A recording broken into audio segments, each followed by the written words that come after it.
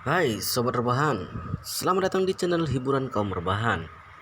Admin akan terus menghibur kalian melalui meneruskan membacakan sebuah novel yang seru, yang menarik, yang sangat membuat penasaran untuk mengikuti dari awal hingga akhir.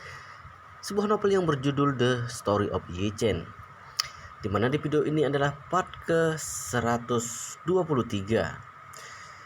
Sebelum melanjutkannya, sebaiknya kalian subscribe channel ini agar tidak ketinggalan jika admin update video terbaru.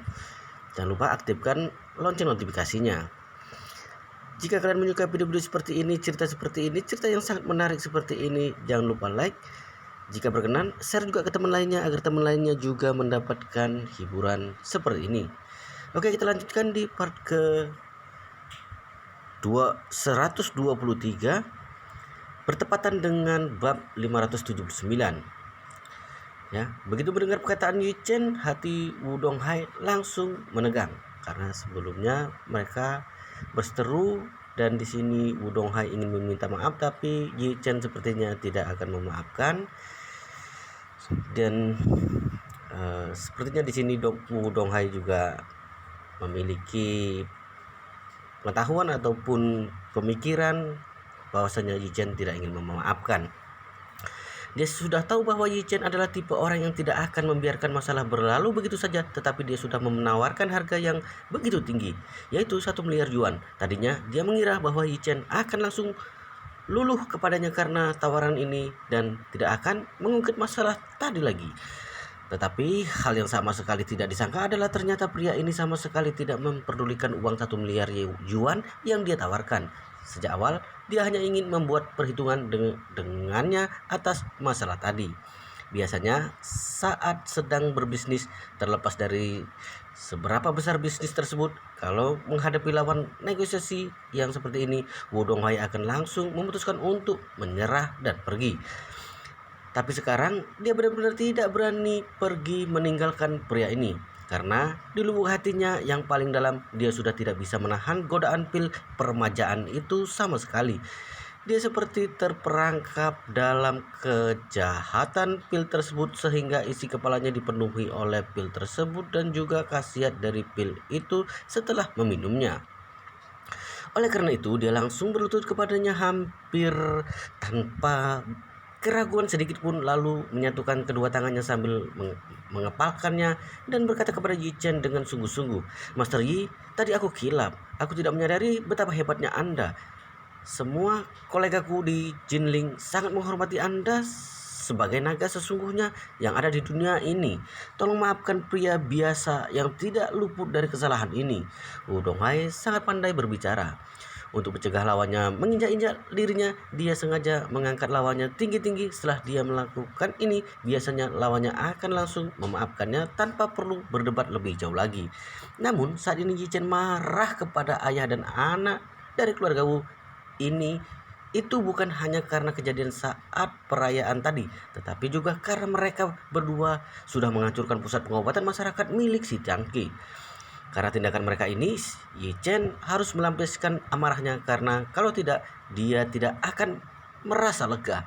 Oleh karena itu, Yi Chen memandang Wu Donghai sambil tersenyum tipis lalu berkata, 1 miliar yuan itu sepertinya memang cukup tulus, tetapi tindakanmu ini tampaknya tidak sebaik tindakan putramu. Wu Donghai tertegun. Dalam sekejap dia langsung mengerti bahwa Yi Chen menginginkan dirinya untuk bersujud kepadanya. Dia sama sekali tidak berpikir bahwa bersujud kepada Yi Chen merupakan hal yang memalukan, karena biar bagaimanapun dia melakukan itu demi mendapatkan pil permajaan. Begitu memikirkan hal ini, dia langsung bersujud kepadanya tanpa ragu sedikit pun. Setelah bersujud, Wu Donghai mengangkat kepalanya dan berkata dengan tulus, "Master Yi, tolong beri satu kesempatan. Kalau Anda bersedia menjual 1 pil permajaan kepadaku, aku akan langsung membayar uang 1 miliar yuan secara tunai. Aku akan segera transfernya ke rekening Anda." Yi Chen menatap ke arahnya sambil menunjukkan sebuah senyuman penuh arti, lalu berkata, "Pil permajaan itu sangat mudah ditebak. Sebenarnya tebakanmu tidak salah. Aku memang masih memilikinya, tetapi aku menyimpannya untuk diriku sendiri. Namun, berhubung harga yang kamu tawarkan sangat cocok, aku akan mempertimbangkannya terlebih dahulu. Apakah aku akan menjualnya kepadamu atau tidak?" Setelah mengatakan ini, Yi Chen merogoh sakunya lalu perlahan-lahan mengeluarkan sebuah kotak kayu kecil yang sama persis dengan yang dia berikan kepada Tuan Besar Song. Setelah membukanya, isi di dalam kotak tersebut memang benar-benar sebutir pil permajaan.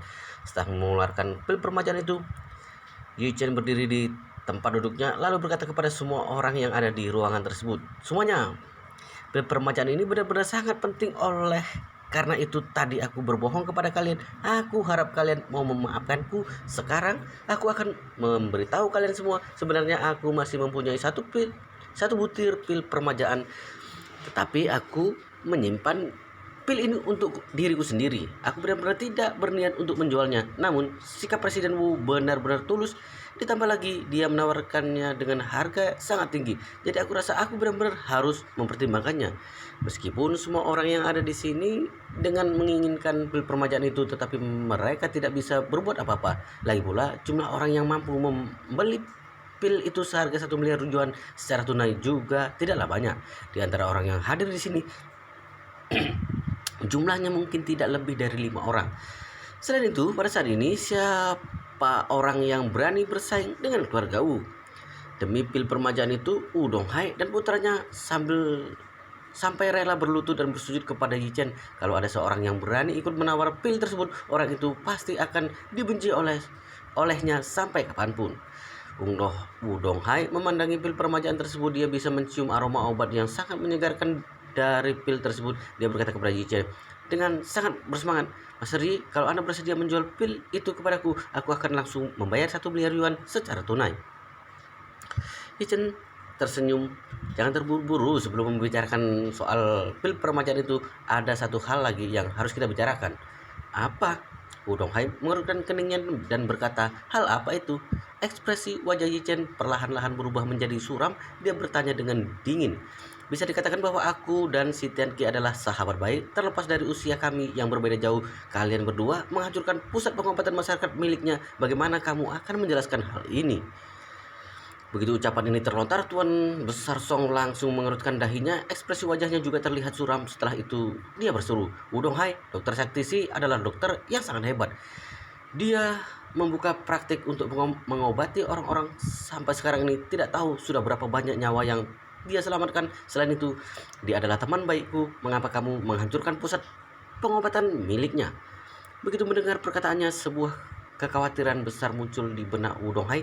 Dia sama sekali tidak menyangka bahwa ternyata si Tianqi adalah sahabat baik Yi Chen. Ini benar-benar masalah besar. Sebelum ini dia benar-benar tidak mengetahui kalau mereka berdua mempunyai hubungan seperti itu. Dia hanya berpikir bahwa si Tianqi tidak lebih dari seorang dokter pengobatan tradisional Tiongkok yang terkenal. Berhubung dia tidak bisa menyerangnya secara langsung, jadi dia memutuskan untuk menghancurkan pusat pengobatan miliknya agar si Tianqi mendapatkan sedikit tekanan, agar pada akhirnya dia bersedia untuk mengobati putra bungsunya. Namun dia tidak menyangka bahwa tindakan yang dia lakukan ternyata menimbulkan masalah besar. Tetapi dia benar-benar menginginkan pil permajaan itu. Saat ini ketika dia memutar bola matanya, dia melihat Wuxin yang berdiri di sampingnya. Dia hanya bisa melimpahkan kesalahan atas hal ini kepada putranya itu. Jadi dia berkata dengan marah, "Hei, semua itu adalah kesalahan putraku. Dia selalu melakukan sesuatu secara gegabah tanpa memikirkannya terlebih dahulu. Maafkan aku karena tidak mendidik putraku dengan baik."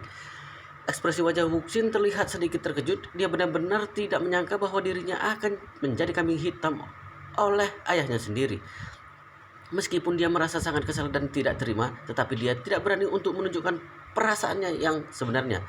Berhubung ayahnya sudah menjadikannya sebagai kambing hitam, maka dirinya hanya bisa menerimanya dengan terpaksa. Jadi dia langsung menundukkan kepalanya sambil berkata, Maafkan aku karena bertindak gegabah dengan menghancurkan pusat pengobatan milik Dokter Sakti.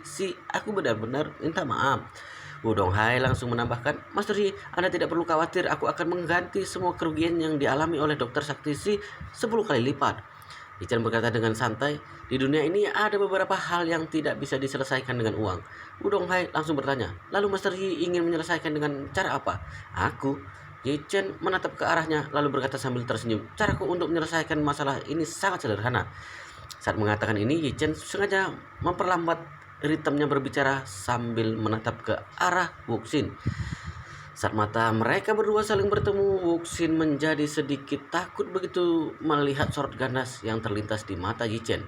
Ketika dia sedang memikirkan cara menyelesaikan apa yang kira-kira akan diusulkan oleh Yichen, Yichen tiba-tiba meraih pergelangan tangan kanannya lalu memutarnya dengan perlahan. Setelah terdengar suara kerak, pergelangan tangan kanan Wuxin langsung dipatahkan oleh Yichen. Wuxin menjerit kesakitan, wajahnya langsung memerah, lalu dalam sekejap berubah menjadi pucat. Patah, tanganku patah. Yichen, kamu benar-benar mencari mati. Yichen langsung melepaskan tangan Wuxin yang sudah dia patahkan, kemudian berkata dengan dingin, berhubung kamu menghancurkan pusat pengobatan Sitian Qi, maka aku akan menghancurkan satu tanganmu. Inilah yang disebut dengan timbal balik. Wuxin masih terus berteriak kesakitan lalu berkata, ayah, pria sampah ini mematahkan tanganku. Aku ingin membunuhnya. Aku ingin dia mati. Wudong Hai sangat terkejut. Dia sama sekali tidak menyangka bahwa Yichen akan langsung turun tangan terhadap putranya. Dia bahkan berani bertindak sekejam itu dengan langsung mematahkan satu tangan putranya. Namun pada saat ini di lubuk hatinya dia masih tetap menginginkan pil permajaan itu. Saat ini dia berpikir kalau Yichen bersedia menjual pil itu kepadanya, dia masih bisa menahan tindakan yang dia lakukan barusan terhadap putranya. Dia bisa menahannya sampai dirinya berhasil mendapatkan pil tersebut. Tetapi setelah itu dia akan langsung membuat perhitungan dengannya. Jadi dengan wajah yang terlihat begitu suram, dia berkata, Master Yi, putraku sudah mendapatkan ganjaran yang setimpal atas tindakannya menghancurkan pusat pengobatan milik Dr. Sakti. Jadi sekarang Anda sudah bisa menjual pil permajaan itu kepada aku, bukan? Pil permajaan ya? Yichen mengambil sebutir pil permajaan dari kotak kayu kecil yang ada di tangannya, lalu meletakkannya di depan wajahnya. Pada saat ini, kedua mata Wudong Hai langsung bersinar begitu melihat pil permajaan tersebut. Hanya saja, tepat pada saat ini, Yichen tiba-tiba tersenyum penuh arti dan berkata, kalau dibandingkan dengan 1 miliar yuan yang kamu tawarkan, aku rasa sepertinya lebih baik kalau pil ini aku minum sendiri. Setelah mengatakan ini, dia langsung mengulurkan tangannya, memasukkan pil tersebut ke dalam mulutnya, mengunyahnya 2 kali lalu menelannya. Wudong Hai membelalakan kedua matanya saat menyaksikan Yichen meminum pil permajaan tersebut. Setelahnya dia menjadi sangat marah. Tepat pada saat ini dia langsung menyadari bahwa sejak awal Yichen memang hanya ingin mempermainkan dirinya. Yichen sama sekali tidak berniat untuk menjual pil tersebut kepadanya. Dia hanya ingin mempermalukan dia dan putranya di hadapan banyak orang. Dan dirinya benar-benar mengira bahwa uang 1 miliar yuan yang dia tawarkan itu berhasil membuat pria itu tertarik. Jadi selama dia bersedia meminta maaf kepadanya, maka pria itu akan langsung bersedia untuk menjual pil permajaan itu kepada dirinya.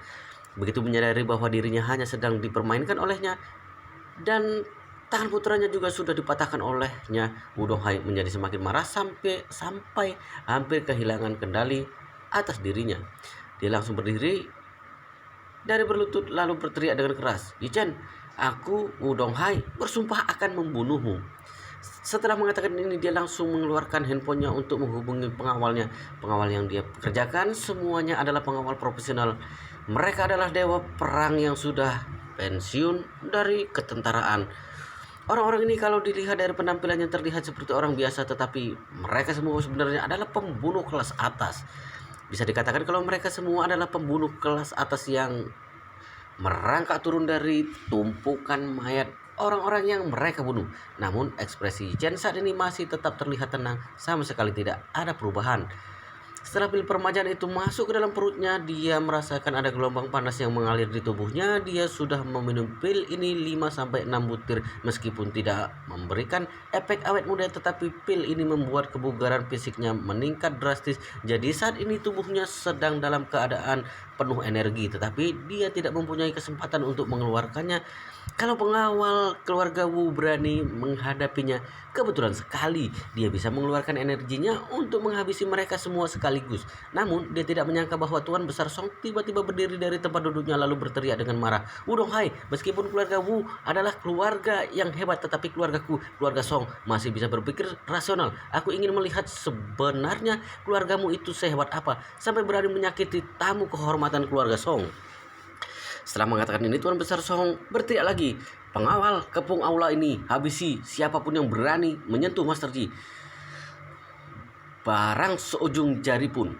Wudong Hai menatap Tuan Besar Song lekat-lekat. Setelah itu dia mengertakkan giginya dan berkata dengan marah, "Paman Song, pria ini sudah mempermainkan aku dan putraku. Dia juga mematahkan tangan putraku, tetapi kamu masih ingin melindunginya. Apa jangan-jangan kamu dan keluargamu ingin melawan keluarga kami secara terang-terangan?"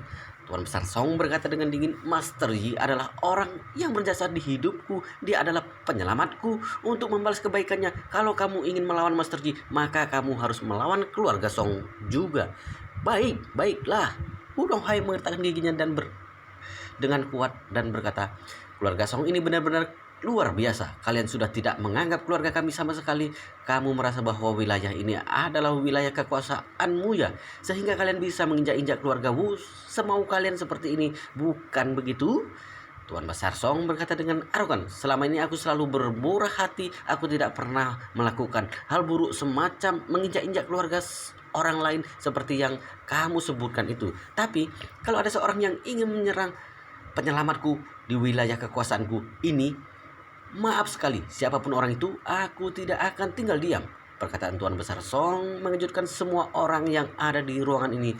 Selama hidupnya, Tuan Besar Song sudah mengalami berbagai gelombang di dalam hidupnya yang tidak terhitung jumlahnya. Dia sudah bertemu dengan berbagai pertempuran. Selama ini dia selalu berusaha untuk mengendalikan emosinya demi menjaga martabatnya. Namun saat ini dia baru saja meminum pil permajaan, ditambah lagi amarahnya sudah memuncak. Sikapnya yang seperti ini benar-benar mengejutkan semua orang. Wudong Hai juga menjadi sedikit ketakutan. Dia datang ke Jinling hanya dengan membawa beberapa orang pengawal. Meskipun para pengawalnya adalah pengawal profesional, tetapi kalau harus berhadapan dengan pengawal keluarga Song yang sebanyak ini, dia tidak mungkin bisa menang. Biar bagaimanapun, tempat ini adalah wilayah kekuasaan keluarga Song yang terlihat saat ini saja. Pengawal keluarga Song berjumlah puluhan orang. Siapa yang tahu ada berapa banyak pengawal lagi yang masih bersembunyi. Kalau pengawal dari kedua belah pihak benar-benar bertarung, sudah jelas kalau Wudong Hai akan berada di posisi yang dirugikan. Berapa pengawal kelas atasnya mungkin bisa melawan mereka dengan mudah lalu pergi begitu saja, seperti Zhao Zilong, pendekar hebat dalam kerajaan. Tetapi dia dan putranya memiliki kemampuan bertarung yang pas-pasan. Mungkin mereka akan terluka atau bahkan ditahan di sini oleh keluarga Song. Meskipun keluarga Wu sangat kuat, tetapi mereka semua berada di Suhang. Saat ini lokasi mereka terlalu jauh untuk bisa datang menyelamatkan dia dan putranya. Begitu memikirkan hal ini, Wudong Hai hanya bisa memutuskan untuk sekarang dia harus mundur terlebih dahulu. Jadi dia menyeringai dan berkata, "Maksud Paman Song adalah Paman ingin memutuskan hubungan keluarga kita? Baiklah, kalau begitu aku sebagai perwakilan dari keluarga Wu akan memutuskan hubungan dengan keluarga Song. Mulai saat ini keluarga Wu dan keluarga Song sudah tidak mempunyai hubungan apa-apa lagi." Saat menyaksikan hal ini, Song Rongyu langsung berdiri dari tempat duduknya lalu berseru, "Kakek, keluarga kita sudah berteman baik dengan keluarga Wu selama bertahun-tahun. Tolong kakek pikirkan hal ini lagi baik-baik." Song Rongyu benar-benar tidak ingin hubungan antara keluarga Song dan keluarga Wu berakhir seperti ini. Dia masih sangat berharap agar Song Wanting menikah dengan putra dari keluarga Wu. Kalau hubungan antara keluarga Wu dan keluarga Song benar-benar berakhir, maka hal itu tidak akan mungkin terjadi. Tuan Besar Song melirik ke arah Song Rongyu lalu berkata dengan santai, "Tidak ada yang perlu dipikirkan lagi. Keluarga Wu adalah keluarga nomor 1 di Jianan. Keluarga kita tidak sebanding dengan mereka. Mulai sekarang keluarga Song dan keluarga Wu tidak mempunyai hubungan apa-apa lagi." Begitu perkataan ini terlontar, semua orang yang ada di ruangan ini tercengang. Semua orang sama sekali tidak menyangka bahwa pesta ulang tahun ini ternyata membuat hubungan antara keluarga Wu, keluarga nomor 1 di Jianan, mengalami perpecahan dengan keluarga Song, keluarga nomor 1 di Jinling. Tampaknya setelah ini Jinling akan mengalami perubahan yang drastis. Wudong Hai memandang Tuan Besar Song dan Yi Chen dengan sinis lalu berkata dengan marah, "Tuan Besar Song, Yi Chen, aku akan mengingat kalian berdua. Lihat saja nanti. Uxin, ayo kita pergi." Setelah mengatakan ini, Wudong Hai langsung menarik Uxin dan berjalan pergi. Yi Chen berkata santai, "Kamu pikir masalah kita sudah selesai?" Wudong Hai menengok ke belakang lalu bertanya dengan tegas, "Hei, pria bermaga Yi, apa lagi yang kamu inginkan?" Yi Chen menjawab, "Aku mematahkan satu tangan putramu hanya untuk memberinya pelajaran. Kalian sudah menghancurkan pusat pengobatan tetua Si. Jadi kalian harus membayar ganti rugi untuk itu. Setelah mengatakan ini, Yi Chen berkata lagi tanpa ragu, aku akan memberi kalian waktu 3 hari untuk membayar ganti rugi 10 kali lipat kepada Tuan Si. Selain itu, kalian juga harus bersujud kepadanya untuk meminta maaf. Kalau kalian tidak melakukannya, aku akan mematahkan tangan Wuxin yang satunya lagi. Begitu mendengar perkataannya, ekspresi wajah Wudong Hai berubah menjadi dingin dan tatapan terlihat menyeramkan. Dia menatap Yi Chen dengan tatapan itu sambil berteriak, Yi Chen, kamu sangat mengesankan. Kamu tidak tahu seberapa berkuasa keluarga Wu di Jianan. Kalau kamu berani mencari masalah denganku, aku akan menghabisimu dan membuatmu mati tanpa mempunyai tempat untuk memakamkan jasadmu. Yi Chen menyeringai dan berkata, jangan banyak omong. Di mataku keluarga Wu sama sekali bukan apa-apa. Aku sarankan setelah membayar ganti rugi kepada tetua Si, sebaiknya kamu segera pergi dari Jinling, karena kalau tidak, mungkin kamu dan putramu akan mati di sini. Kamu... Wudong Hai benar-benar tidak menyangka kalau Yi Chen ternyata seberani ini kepadanya. Dia sangat ingin membunuh Yi Chen sekarang juga, tetapi saat teringat dengan sikap Tuan Besar Song tadi, dia hanya bisa mengurungkan niatnya. Namun di dalam hatinya, Yi Chen menjadi orang pertama yang harus dia bunuh. Hanya saja sekarang bukan waktu yang tepat untuk membunuhnya. Setelah ini dia harus mengatur rencana dengan baik. Kalau rencananya tidak berhasil, dia akan menyuruh sekelompok pengawal profesional keluarga Wu datang kemari untuk menghabisi Yi Chen dan seluruh anggota keluarga Song. Setelah memikirkan ini, Wudong Hai melambaikan tangannya dengan kasar dan berkata, Wuxin, ayo kita pergi. Selesai berbicara, dia langsung menarik Wuxin yang tangannya sudah dipatahkan oleh Yi Chen untuk pergi meninggalkan kediaman keluarga Song.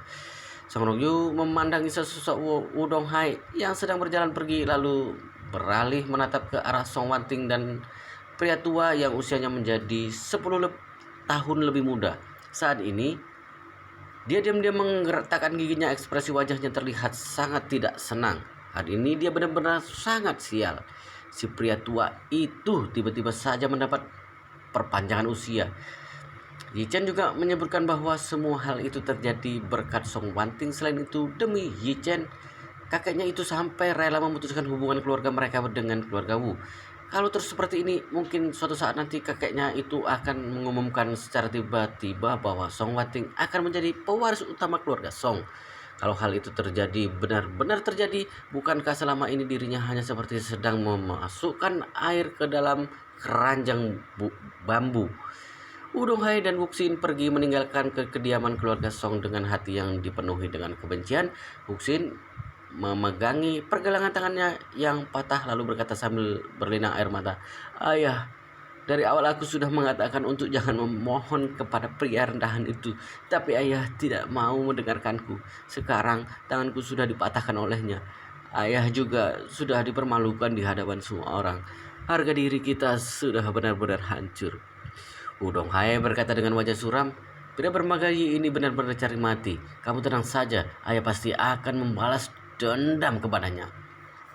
Wuxin berseru, kalau begitu kita langsung bunuh Yi Chen malam ini saja.